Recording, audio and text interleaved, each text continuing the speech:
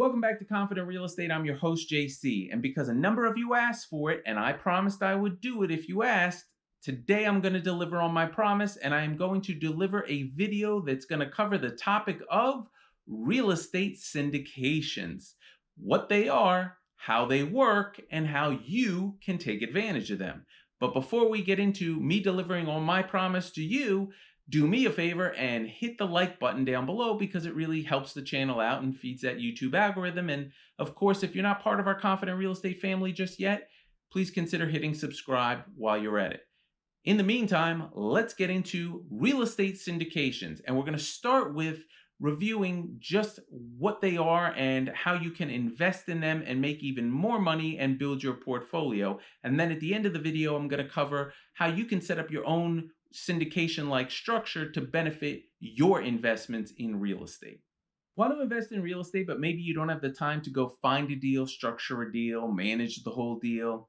No matter what your level of experience is with real estate investing, real estate syndications provide an avenue for you to invest in what's typically a large project without any of the actual headaches that come along with managing the property, tenants, maintenance, repairs, etc. Plus the added bonus of the fact that as a limited partner investor, you don't have to actually guarantee any of the mortgage loans on the property, and you don't have to deal with any of the repairs and construction issues that take place when you own the property. Syndications are like the mutual funds of the real estate world, where multiple investors will passively invest into a fund, and a fund manager is responsible for finding an investment to put those funds into and then actively managing that portfolio of investments. Because of its structure, limited investors and people like you who are going to invest in the fund are called limited partners, while the fund manager, or the entity that manages the overall fund, is called the general partner. So you're the limited partner investing, and they're the general partner overseeing it all. Simple enough. One of the biggest benefits of a syndication fund is that you, as the limited partner investor, you're only going to lose potentially, if the deal goes bust, what you put into it. You can't lose more than that, where the general partner or the principals of the general partner are actually guaranteeing these multi-million-dollar loans and taking care of the expenses for the renovation and construction, and they're responsible as a general partner for the property management day to day. They have a lot more financial risk and exposure than you do as the investor. The only thing you could lose is the money that you actually put into the deal. That's the limit of your risk. In many cases, the payment of the profit dividends are done in what's called a waterfall or preferred equity and promote capacity, which is just legalese for the following. It basically means that you, as the limited partner investors, are going to get paid first before the general partners receive any of the profits, up to a certain threshold. A syndication I recently worked on was structured to disperse the first 7% of profits to the limited partners only. Then anything between 7% to 10% of returns were dispersed 70-30 in favor of the limited partner investors. 10% to 12% returns were to be divided 50-50 among the limited and general partners, and any returns exceeding 12% would be dispersed 70-30 in favor of the general partners. It's these levels of returns and the incentive for general partners to reach them that make investing in syndication funds so attractive. It's also why so many of these syndication funds typically invest in very large and complex deals that are beyond the scope of what an individual investor can actually take on their own.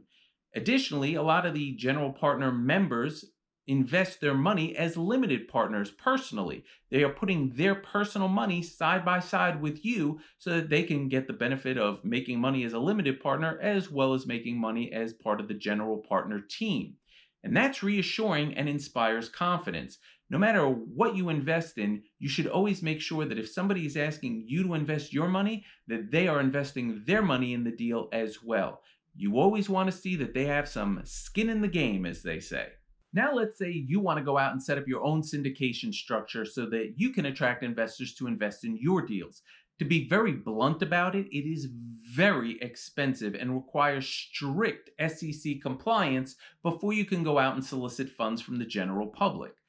I actually represent a number of funds in their purchases, sales, and structured financings of different deals. And I see the legal fee bills that come from their securities counsel who have set up the fund and do all the documents related to each deal that they need to do in order to be in fund and SEC compliance.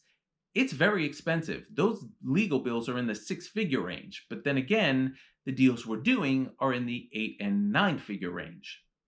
That being said, if it's only friends and family that are investing in the deal with you and you're not going out to the general public to solicit investment funds, then you can probably mimic a syndication fund structure. And that would allow your friends and family to invest with you without being on the hook to personally obligate themselves as guaranteeing any mortgage loans or other debts and expenses that come with running a piece of real estate and owning a piece of real estate. But again, just be aware that you're going to have to set up several corporate entities in order to do so, and the laws and structure of how that's going to work are going to change slightly based on the state that you're in and that you're investing in. So speak with your accountant, your financial advisor, and with an attorney who has set up similar structures before. Just make sure you have your bases covered before you go down that path. I hope those of you who asked me to do this video on real estate syndications found it useful and beneficial and that you got something out of it. If you still have questions or comments, please leave them down below in the comments section. If you weren't one of the people who asked me to do the video, but you still have questions or comments, use that comment section down below. If you haven't done so already, smash the like button for me so that it feeds that YouTube algorithm, and consider subscribing and joining our confident real estate family. For those of you who watched all the way to the end, I really appreciate it. Thank you. Until next time.